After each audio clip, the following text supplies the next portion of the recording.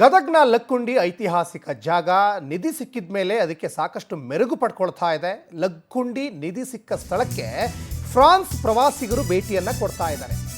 ಲಕ್ಕುಂಡಿಯಲ್ಲಿ ನಿಧಿ ಸಿಕ್ಕಿತು, ಅದಾದ ಮೇಲೆ ಒಂದಿಷ್ಟು ಪುರಾತನ ವಸ್ತುಗಳು ಕೂಡ ಸಿಕ್ತು. ಅದಾದಮೇಲೆ ಈಗ ಫ್ರಾನ್ಸ್ನ ಪ್ರವಾಸಿಗರು ಭೇಟಿ ಕೊಡ್ತಾ ಇದ್ದಾರೆ. 10ಕ್ಕಿಂತ ಅಧಿಕ ಫ್ರಾನ್ಸ್ ಪ್ರವಾಸಿಗರಿಂದ ಉತ್ಖನನ ವೀಕ್ಷಣೆ ಕೂಡ ಮಾಡಿದರು. ಕುತೂಹಲದಿಂದ ಉತ್ಖನನವನ್ನು ಪ್ರವಾಸಿಗರು ವೀಕ್ಷಣೆ ಮಾಡಿದರು.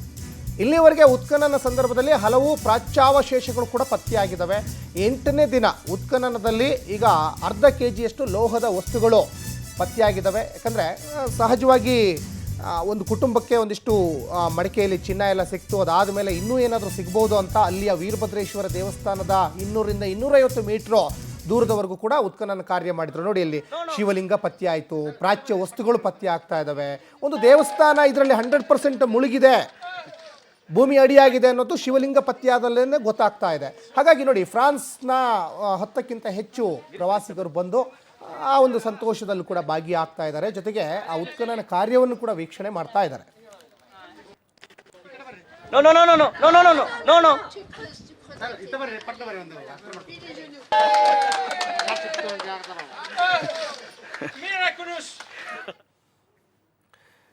ಈ ಬಗ್ಗೆ ಸಾಕಷ್ಟು ಡೀಟೇಲ್ಸನ್ನು ನಮ್ಮ ಗದಗ ಪ್ರತಿನಿಧಿ ಮಹಂತೇಶ್ ಕೊಡ್ತಾ ಹೋಗ್ತಾರೆ. ಮಹಂತೇಶ, ಒಂದು ಕಡೆ ಗದಗ್ನ ಲಕ್ಕುಂಡಿ ಐತಿಹಾಸಿಕ ಜಾಗ ನಿಧಿ ಸಿಕ್ಕಿದ ಮೇಲೆ ಸಾಕಷ್ಟು ಮೆರುಗು ಪಡ್ಕೊಳ್ತಾ ಇದೆ.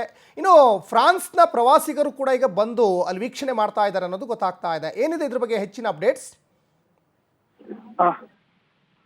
ಹೌದು ಸಚಿನ್, ಗದಗ ಜಿಲ್ಲೆಯ ಲಕ್ಕುಂಡಿ ಗ್ರಾಮ ಏನಿದೆ ಇದು ಐತಿಹಾಸಿಕ ಗ್ರಾಮ ಆಗಿರ್ತಕ್ಕಂಥದ್ದು. ಸದ್ಯ ನಿಧಿ ಸಿಕ್ಕ ಬೆನ್ನಲ್ಲೇ ಸಹಿತ ಇದು ರಾಜ್ಯವ್ಯಾಪಿ ಅಲ್ಲದೆ ದೇಶವ್ಯಾಪಿಸೂ ಕೂಡ ಸುದ್ದಿ ಪ್ರಸಾರ ಆಗ್ತಿದ್ದಂತೆ ಹೆಚ್ಚು ಸಂಚಲನ ಮೂಡ್ತಕ್ಕಂಥದ್ದು. ಸದ್ಯ ಇವತ್ತು ಸಹಿತ 8ನೇ ದಿನದ ಉತ್ಖನನ ಕಾರ್ಯ ಆರಂಭದಲ್ಲಿ ಸಹಿತ ಇವತ್ತು ಫ್ರಾನ್ಸ್ನ ಪ್ರವಾಸಿಗರು ಸಹಿತ ಈ ಉತ್ಖನನ ಸ್ಥಳಕ್ಕೆ ಆಗಿರ್ಬೋದು ಅಥವಾ ಲಕ್ಕುಂಡಿ ಪ್ರಾಧಿಕಾರದ ಮ್ಯೂಸಿಯಂ ಆಗಿರ್ಬೋದು ಅವನ್ನೆಲ್ಲ ಮತ್ತು ಭೇಟಿ ನೀಡಿ ನಂತರ ಇನ್ನು ಪ್ರಜ್ವಲನ ಹುಡುಗನ ಮನೆಯಲ್ಲಿ ಅಡಿಪಾಯ ಆಗಿರುವಾಗ ಬಂಗಾರ ಏನ್ ಸಿಗಿತ್ತು, ಅಡಿಪಾಯ ಆಗಿರ್ತಕ್ಕಂಥ ಸ್ಥಳವನ್ನ ಭೇಟಿ ನೀಡಿ ಕುಟುಂಬಸ್ಥರ ಜೊತೆ ಅವ್ರ ಜೊತೆ ಮಾತುಕತೆ ಮುಗಿಸಿ ಸದ್ಯ ಅವರು ಸಹಿತ ತಮ್ಮ ಪ್ರವಾಸವನ್ನ ಮುಂದುವರ್ತಕ್ಕಂಥದ್ದು. ಯಾಕಂದ್ರೆ ಗದಗ ಜಿಲ್ಲೆ ಅನ್ನೋದು ಸಹಿತ ಲಕ್ಕುಂಡಿ ಒಂದು ಭಾಗದಲ್ಲಿ ಸಹಿತ ಲಕ್ಕುಂಡಿ ಸಹಿತ ಹಿಂದಿನ ದಿನಮಾನಗಳು ಸಹಿತ ಒಂದು ರಾಜಧಾನಿ ಆಗಿತ್ತು. ಅಂದ್ರೆ ಇಲ್ಲಿ ಎಲ್ಲಾ ರಾಜರು ಆಳ್ವಿಕೆ ನಡೆಸುವಂತ ಸಂದರ್ಭದಲ್ಲಿ ಇದು ರಾಜಧಾನಿ ಆಗಿತ್ತು. ಇಲ್ಲಿ ವಿಶೇಷ ರೀತಿಯ ಮುತ್ತು, ಹವಳ, ವಜ್ರ, ವೈಡೂರ್ಯ ಎಲ್ಲವೂ ಇತ್ತು ಅನ್ನೋದು ಸಹಿತ ಈ ಒಂದು ನಮ್ಮ ಮಾಧ್ಯಮ ಬಿತ್ತರಿಸೋದ್ರಿಂದಾಗಿ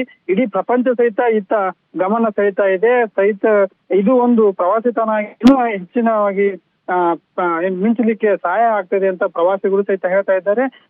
ಮುಂದಿನ ದಿನಮಾನಗಳಲ್ಲಿ ಸಹಿತ ಇದು ಪ್ರವಾಸೋದ್ಯಮ ಆಗಿ ಹೆಚ್ಚಿನ ಒಂದು ಪ್ರಾಮುಖ್ಯತೆ ಪಡಿತೈತಿ ಅನ್ನೋ ಒಂದು ಉದ್ದೇಶ ಸಹಿತ ಸ್ಥಳೀಯರಾಗಿರ್ಬೋದು, ಪ್ರವಾಸಿಗರಾಗಿರ್ಬೋದು ಹೇಳ್ತಕ್ಕಂಥ ಮಾತು. ಸಚಿನ್, ಧನ್ಯವಾದ ಮಹಂತೇಶ್ ತಮ್ಮೆಲ್ಲ ಡೀಟೇಲ್ಸ್ಗಾಗಿ.